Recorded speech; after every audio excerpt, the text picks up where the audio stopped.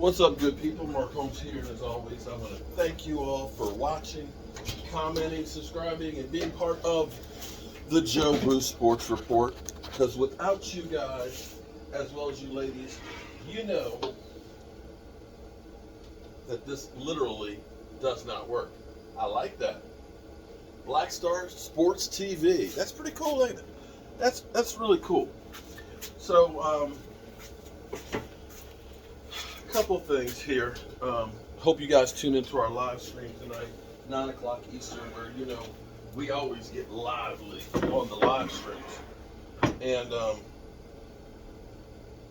we'll be talking about the Dallas Cowboys and a lot of the things that have been happening recently with free agency and Stephen Jones being the cheap SOB that he is, and Jerry Jones finally being out in the public eye again.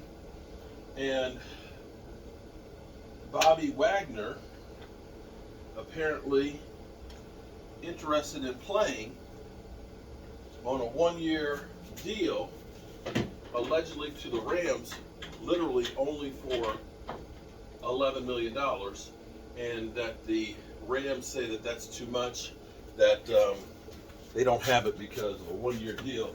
We can't take a full $11 million hit. But they have interest in him. The Ravens apparently have interest in him as well, and say that they made a better offer than what the Rams made, but no idea what the deal that they offered exactly is. Before I get on to Jerry Jones, I'm working on my thickness sander over here.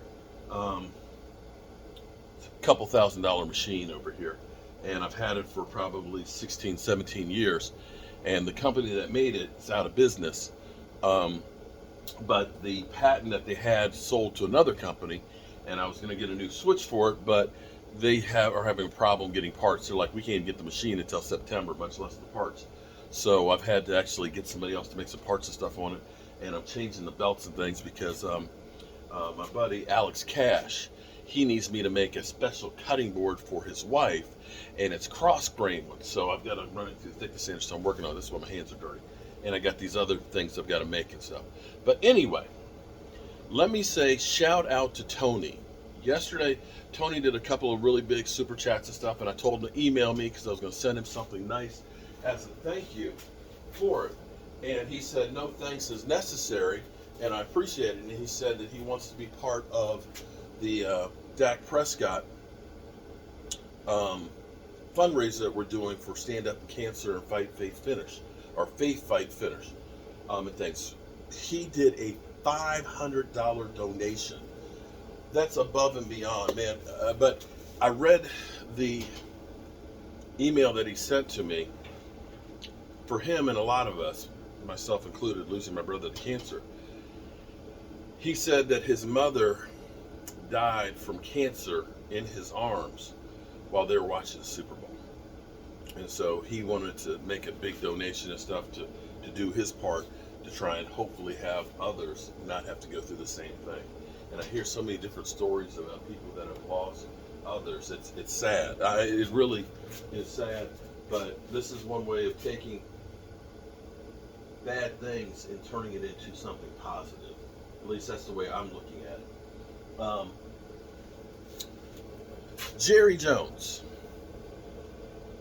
Here's what's interesting. When Dez Bryant was about to get his contract, or they were working on his contract, it was funny. It wasn't funny. It was actually sad. Because we were told how many times the police came to Dez Bryant's house.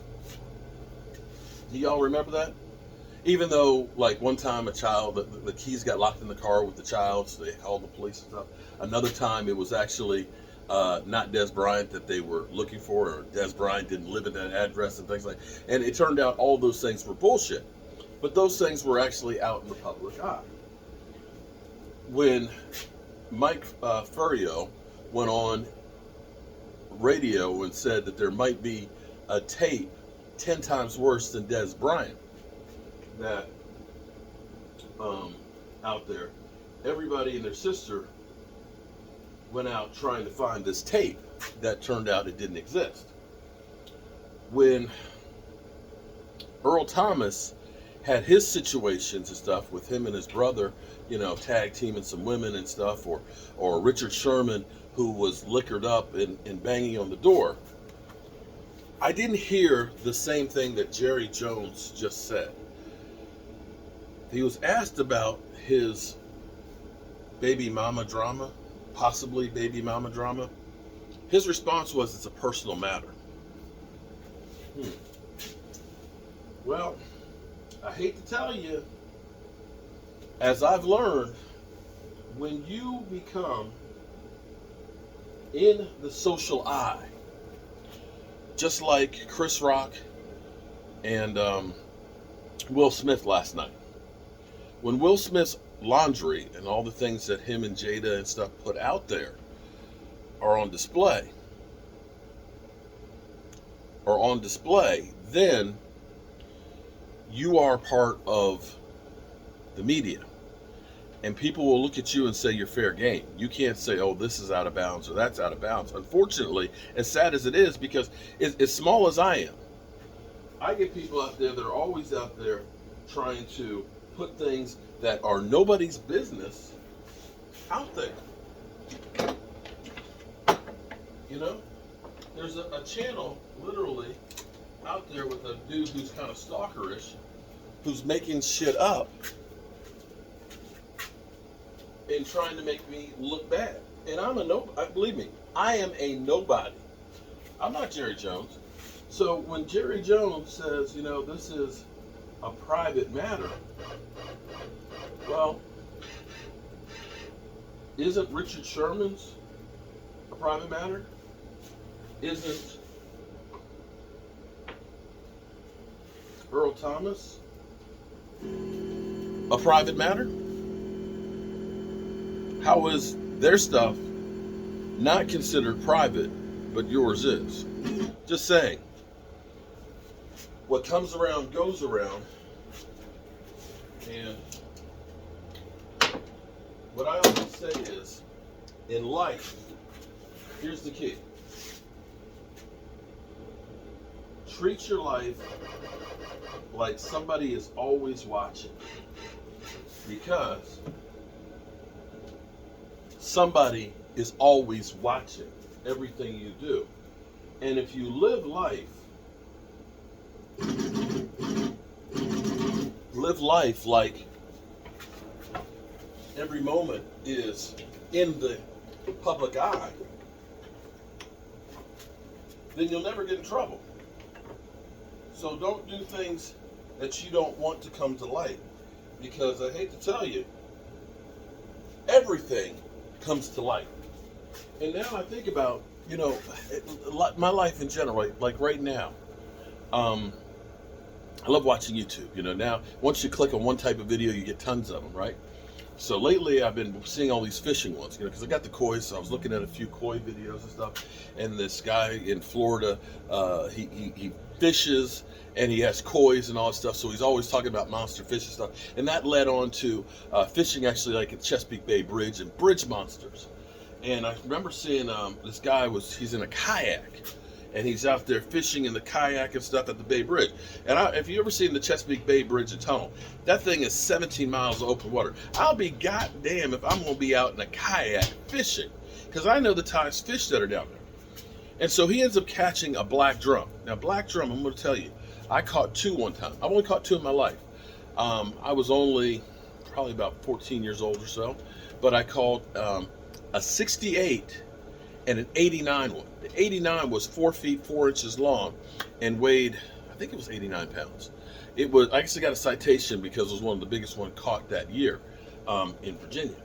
And I'm sitting here watching them reeling all these things in and thinking about, damn, I wish we had the technology that we have right now, because that would have been an incredible. It was an hour-long fight, bring that sucker in. To be able to have that like on a cell phone. See, everything now is captured. We're thinking that things that we're seeing now are new to the world. No, they're not new. You're just actually being seen now because they're actually caught on camera. These things have happened before. It's just that nobody was there with a cell phone that could take the pictures of it right then and there. And so that's what you got to understand. anything you do today, anything, you see all those things like where somebody snaps a picture and not realizing that the incriminating evidence is right there behind them over their shoulder that shows that she was actually out cheating with somebody else. Yeah. So you got to live life like somebody is always watching, because somebody always is. And sadly, Jerry, I understand what you're saying. That's a private matter. But when you're a public figure, there's nothing private. It just isn't.